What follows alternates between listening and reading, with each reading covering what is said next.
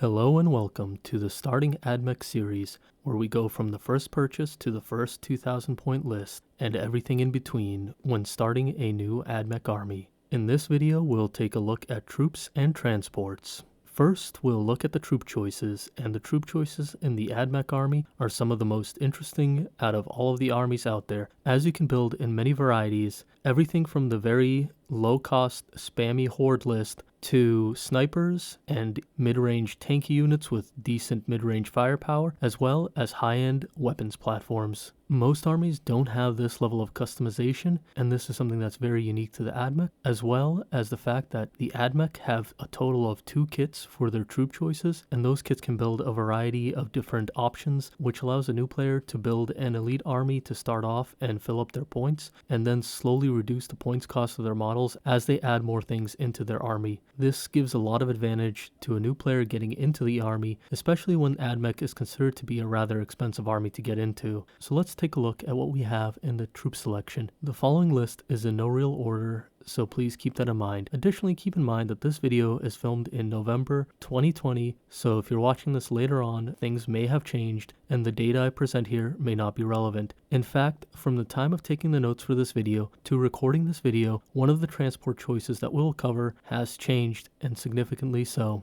The first troop choice we'll look at is the Skitarii Ranger. The Skitarii Ranger used to be a lot more popular before 9th edition when gunline play was more common. The biggest thing about the Skitarii Ranger that changed going from 8th to 9th edition is number 1, objectives became significantly more important, which hurt the Ranger's immobility to some extent, and we'll get into why they're so immobile very shortly. The second thing that hurt the Rangers is the fact that when the points change happened, both the Rangers and Vanguard became the same amount of points. The problem with this is that the Vanguard have special abilities that the Rangers don't, so you're essentially losing out on a free special ability, and all you're really getting for this is a little more range on your weapons with the Skitarii Rangers. That's not to say that they're bad, it's simply to say that when the edition changed and the points changed, the Vanguard overtook them a little bit. However, Rangers are still very playable, and there are still options to play them within a game of 40k, even in a competitive list. So the most common way that someone would play Rangers is to take a squad of 5 Rangers and give 1 or 2 of them an arquebus. The arquebus is a great sniper weapon that can put out a lot of power and is not particularly expensive. This would be kind of a sniper build, and the benefit of taking the arquebus on the Rangers over the Vanguard is very obvious, as the Rangers have a longer range on their rifles, so it lets them actually get into the fight while hanging back with the arquebus. The biggest drawback to the arquebus, despite its good strength and sniper capabilities,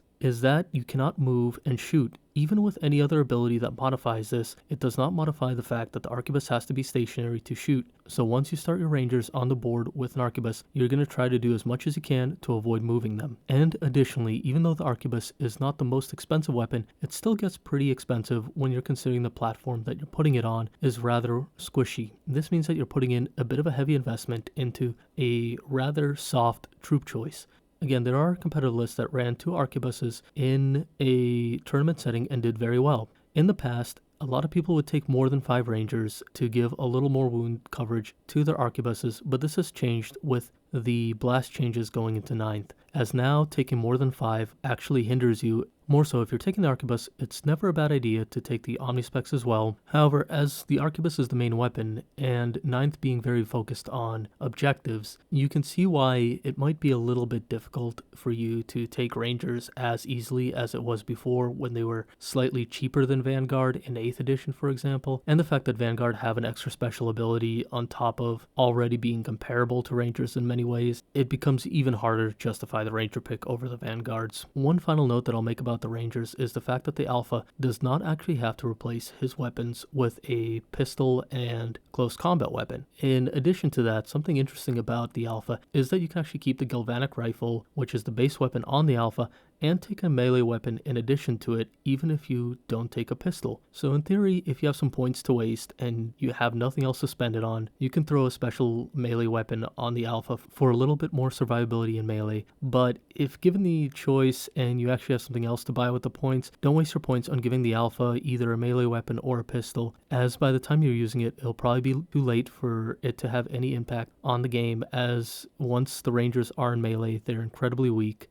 After the Rangers, we come to the Vanguard. which is the other unit type that can be built out of the Skitarii Troop Choice box or out of the troops that come within the Start Collecting kits. The Vanguard has benefited a lot from 9th edition, as being the same amount of points as the Skitarii Rangers. The Vanguard now has a free ability that gives -1 toughness to any enemy unit besides vehicles that are within 1 inch of it. This is hard to use because it requires you being in melee combat, but it does help buff other units within your army that might be better at melee, such as Fulgurite Electro Priests, as all of a sudden it becomes a lot easier to wound when you debuff their toughness, as each point of toughness you reduce is essentially equivalent to buffing your strength by 2. The weapon of the Vanguard, known as the Radium Carbine, is very short range at only 18 inches, and Assault 3, they are better off not taking an arquebus. Rather, they're better off taking either the Arc Rifle or the Plasma Culliver. The Arc Rifle is somewhat of a weak option, and there are usually better choices for it, though it's okay if you just need to waste a few points, as with other special war gear of this nature. The Plasma Culliver, on the other hand, is perfectly fine, and a lot of times you can take a squad of 5 Vanguard with 2 Plasmas just for the total output of shots you get, and between 8th and 9th edition, 2 squads of 5 with 2 plasma each inside of a Dune Rider has not changed in points, if I did my math right. And this is very interesting because that's a lot of firepower. Now, going off of that, a very common strategy is taking 5-man squads of Vanguard, as it avoids the blast weapon change, and putting them in a Dune Rider, as you can put 2 squads of them when they're 5-mans in 1 Dune Rider and putting them on an objective. This makes them incredibly resilient, as all of a sudden your opponent has to blow up the Dune Rider, then they have to shoot through each squad of Vanguard, and because there's 2 of them, they have to target them individually, and because they're small squads, the opponent can either waste shots by over-focusing on one of them, or stand the chance of not killing one of the squads completely and you retaining the objective. This, in turn, becomes a very annoying situation for the opponent, and the more you can annoy an opponent in any competitive game, the better off you are, because the more decisions they have to make, the more opportunity they have to make a mistake. Unlike the Rangers, the Vanguard have a lot more choices in terms of Forge World compatibility. One of the Forge Worlds that was covered in part 3 of the series was the Rad Saturated Forge World, which has 2 different secondary buffs that can benefit the Vanguard, one making them an incredibly powerful debuff unit, and the other being one that buffs their weapons due to the amount of shots they have. But that's not all. In part 3 we also covered the Graia Forge World, which can use the Vanguard as an infantry choice to use its stratagem. So a lot of times you might see 1 or 2 units of Vanguard that are Graia as opposed to their original Forge World in a mixed attachment. And the reason you would use Vanguard for this and not Rangers is because that stratagem has a 24-inch range. So Rangers that want to hang back and shoot because of their additional range over Vanguard are less likely to be useful than Vanguard. As for the Vanguard Alpha, it's the same situation as the Rangers. The only difference being is that Vanguard are slightly better in melee, so if you have a choice between giving a Ranger Alpha a melee weapon or Vanguard Alpha a melee weapon because you're looking to waste a few points, make sure to give it to the Vanguard, not the Rangers, because once the Rangers get into close combat, they're pretty much wiped out, while the Vanguard might actually be able to do something to get out of close combat. So to wrap up the Skitarii Vanguard, they have a lot of optionality, and they can be a very powerful unit to spam, and they're usually your go-to choice for a filler troop option that you want to spam without being the core block of your army due to their low cost of points. After covering the Skitarii units, we come to the Kataphron units. The Kataphron units is a box set that can build either Kataphron Breachers or Kataphron Destroyers, and both those options can be outfitted in different ways to give them even more flexibility.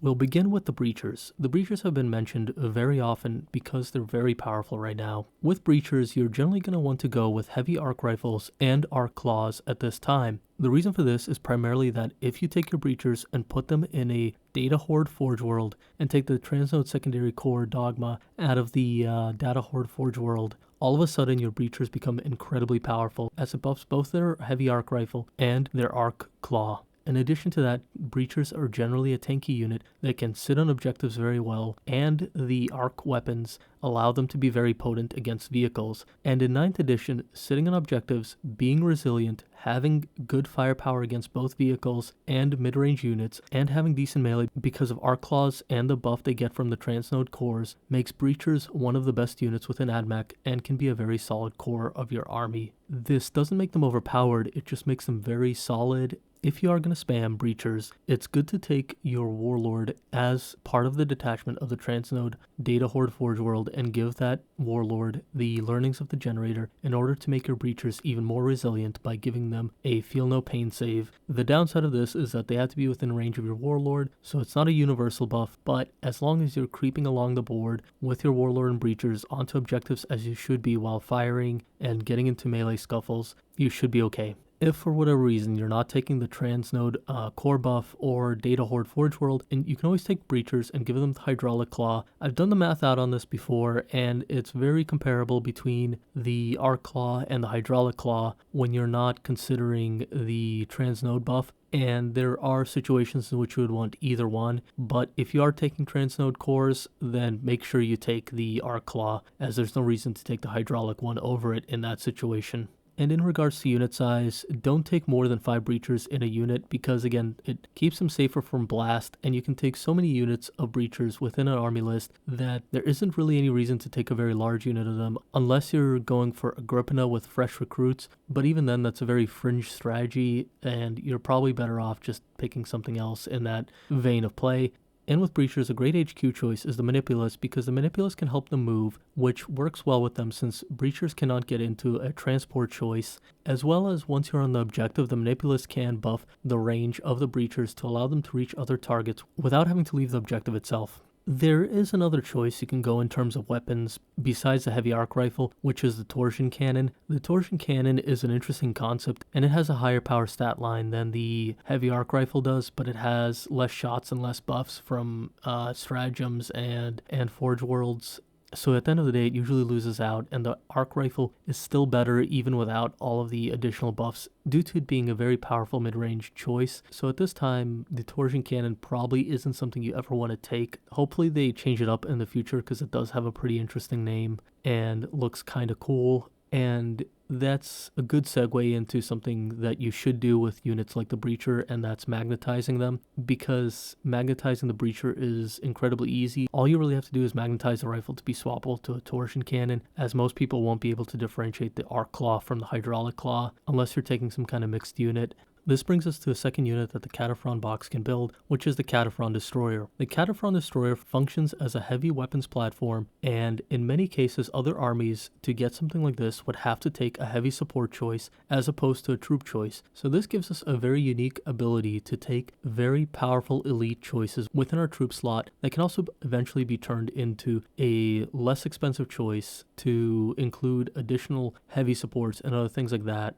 Like the Breacher, the Destroyer has multiple weapon options. Essentially, it has 2 different weapon slots, and each one of those slots has 2 different options, giving it a total of 4 different weapons that it can pick from, but it cannot double up within those weapon slots. The first weapon slot we'll discuss on the Breacher is the heavy weapon slot, which is either the Grav Cannon or the Plasma Culverin. The Plasma Culverin should not be mistaken with the Plasma Culver, which you can take on the Vanguard, as they are very different weapons.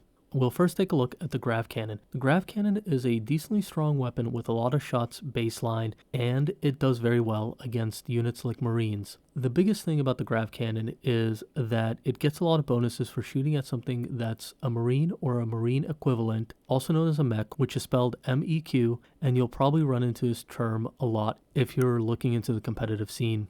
But I'll mention this much, even though that they're good against Marine equivalents, something like a Breacher, which has a similar save to a Marine, has a much higher toughness, which makes the Grav Cannon a little weaker against something like a Breacher than it does against a Marine. The Grav Cannon's other benefit is that it's less points in the Plasma option. The Plasma option, on the other hand, has a better stat line overall than the Grav Cannon, so it really comes down to what you think the meta will be like and what kind of armies you think you'll be playing against. The biggest thing between the Plasma and the Grav Cannon is that the Grav Cannon has a set amount of shots, where the Plasma has a variable amount of shots and is a blast weapon. So as a whole, because it's a D6 versus 5 flat shots, you'll generally get less shots with the Plasma option than you do with the Grav. But that being said, with the higher strength capacities, you do have a much easier time taking out vehicles and other options like the Breacher than you do with, say, the Grav Cannon, which has a much lower strength profile. More so, the plasma option can be supercharged, though this is very risky due to the fact if you roll an unmodified 1, the destroyer will be slain after you finish shooting. When you consider that you can get up to 6 shots per destroyer, this is a lot of ones that can be rolled within the shooting phase. So generally you're not going to supercharge unless you're desperate. However, as mentioned in part 3, you can take a unit of destroyers in the Ryza Forge world, which allows you to use a stratagem without risking the destruction of any of your destroyer units while giving them an even better buff than supercharge. So if your destroyers are from the Ryza Forge world, there's no doubt that they're better with plasma than they are with grav. As for the second weapon choice, it's between a Cognis Flamer and a Phosphor Blaster. The Phosphor Blaster is slightly less points and has a bit of a longer range, but recently the Cognis Flamer has gotten a buff to its range to be 12 inches. This is a nice upgrade to it, so all of a sudden it becomes a less obvious choice, and it becomes a judgment call in terms of which one you pick, as each one of them have their benefits. Now, what's different about the Breacher and the Destroyer in terms of units themselves? Obviously, the first thing is that the Destroyer is a heavy weapons platform, whereas the Breacher is more of a mid-range tanky unit. As such, the Destroyer has less survivability than the Breacher, and more importantly, the Destroyer has 2 ranged weapons without being a vehicle itself, so it cannot fire in close combat. This means that if a unit of destroyers is locked in close combat, it's going to have a very difficult time to escape close combat and will probably be destroyed within close combat, whereas the Breacher, due to its higher profile and survivability, in addition to being armed with a melee weapon such as the Arc Claw or the Hydraulic Claw, it can stand toe-to-toe with many melee options. In other words, the Destroyer is a very risky choice due to how many points it costs and the fact that it's kind of easy to deal with in melee, and it's not the most resilient to shooting either. Now, there are a few ways of avoiding this problem. The first way of avoiding it is by putting the destroyers in strategic reserves, which lets you deploy them and get the first round of shooting at full capacity. You can also put them into the teleportation stratagem with Lucius in order to better deploy them as needed without the restrictions of strategic reserves. Speaking of strategic reserves and Lucius, one other thing to mention is that the destroyers have a special stratagem which says if they're within 6 inches of a unit of Castellan robots, they can buff both themselves and the Castellans for 1 command point, and both of them gain Elimination Volley, which says when making a roll you add 1 to the hit roll. This overcomes some of the weaknesses of the ballistic skill of the destroyers while also benefiting the Castellan robot. You're required to take both these units and have them within 6 inches to benefit from this, which makes it a little bit difficult as both the destroyers and the Castellans can be bullied off the table in many different ways. However, with the Lucius stratagem, you can deploy both of them in teleportation, drop them both on the table within 6 inches, buff both of them with this stratagem, and get a volley of shooting off on different targets with this buff as well as others. One thing I'll mention is that if terrain is set up properly, it can sometimes be difficult to get targeting on 2 different units from one position when dropping both these in, so that reduces some of the power of this stratagem. And as always, remember that magnetizing these units gives you a lot more ability to swap between weapons depending on your meta and how rules change over time. Now that we've covered the troop choices, we come to the transport choices. Admech only has 3 transport choices, which is why they don't really deserve a video in themselves, and we'll cover 2 of those transport choices here while leaving a third for a different video.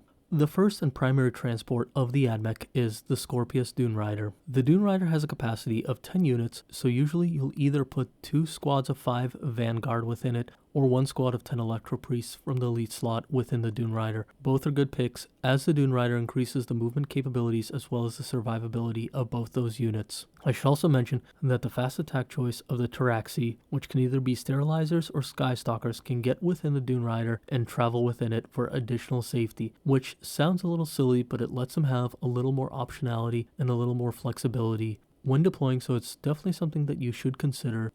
The Dune Rider in itself has decent firepower and has the ability to go ramming speed. What that means is Admech has a stratagem which for 1 command point you can assure that a vehicle explodes without having to roll dice for it. This means that if you take a Dune Rider, drop off the units within it on an objective, and then proceed to run your Dune Rider into a unit of enemies and they destroy your Dune Rider, all of a sudden you can force it to explode and deal mortal wounds to that enemy. You can be very annoying with this, as you can keep using your Dune Riders and force melee units to engage with the Dune Rider, and then continually send in one Dune Rider after the other to block off their units from getting to the objective on which your Vanguard are sitting on, for example, while also dealing mortal wounds to their units by blowing up the Dune Riders as they destroy them. This works especially well against melee armies, something that the Admech can sometimes have difficulty with. There is one other stratagem from Engine War as well, which is actually 0 command points, and you can actually disembark a unit if a Dune Rider is destroyed without having to take checks to see if any of the units died disembarking a destroyed vehicle. This gives your units within a Dune Rider a little more resilience if the Dune Rider is destroyed,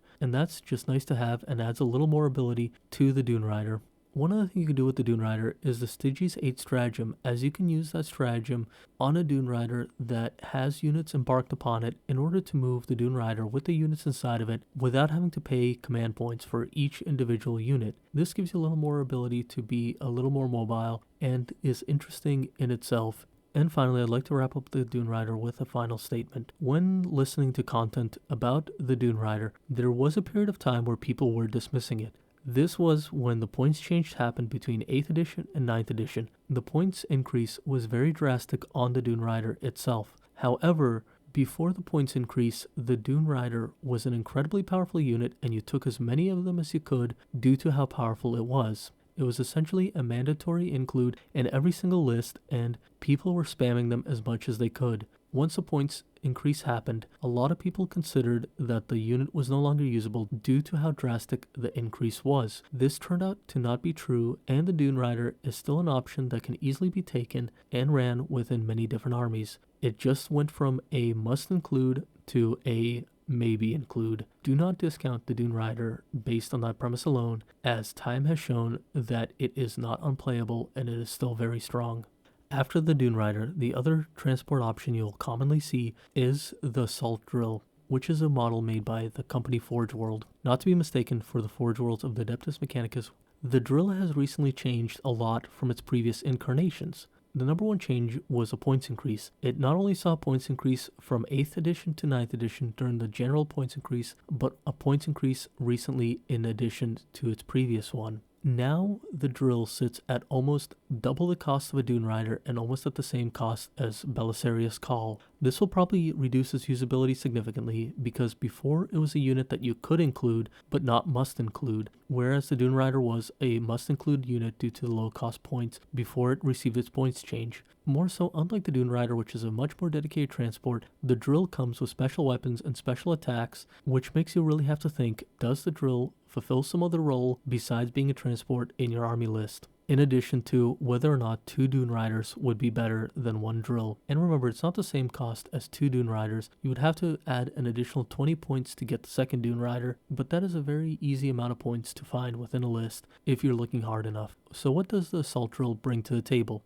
Well, the first thing about the Assault Drill is that it has a transport capacity of 12 units, whereas most transports have 10 units or less. This means that normally if you're transporting units within the Assault Drill, you're transporting something that you want a big cluster of, such as the Electro Priests, who can run an 11 or 12 man unit and fit inside of an Assault Drill and still be very good, versus something like the Vanguard, which loses a significant amount of power going from 5-man to 6-man due to blast weapon changes. So generally you're going to be bringing just Electro Priests within the drill. Now what else does the drill have versus other options? Well, the drill can deep strike due to its subterranean assault. That's pretty impressive, and it's something that our other transports don't have. More so, unlike the Dune Rider, the drill comes with special weapons, so consider the drill as being akin to a Land Raider versus a Dune Rider, which is akin to a Rhino. The special weapon that has that is the most interesting is the Melt Weapon. In the recent change, the Melt Weapon went from D3 attacks, which would give you an average of 2 attacks, to a flat rate of 5 attacks. This probably explains some of the points increase, as Melta weapons are rather strong in this edition, and having 5 Melta shots from one unit is actually rather impressive. Does it justify the cost on its own? Not really, but it shouldn't be discounted either. Not only did it gain Melta shots, but it also gained a number of wounds, which made it a little more tanky. Though on the downside, it did lose the ability to put out mortal wounds within close combat, but it gained the ability to do more wounds in general within close combat, as well as a decent buff to wounds done against vehicles if it attacks a vehicle. The drill now occupies a space where it functions as a damaged vehicle in addition to a transport, and sometimes that shores up a certain weakness in an army, and sometimes it doesn't, so it becomes very difficult to assess exactly where the points value of the drill fits in within any given list. I don't want to make a judgment call of whether this will be unplayable or still playable in the near future because it's still too early to tell, and due to the complexity of this unit, I'm gonna hold off of saying anything. It's still a cool model, and it still has a lot of cool concepts which might play out in the future to its favor, but at this time I think it'll go from something you see situationally to something you see a lot more rarely, although some people will probably still bring it and it still might do well within tournament play.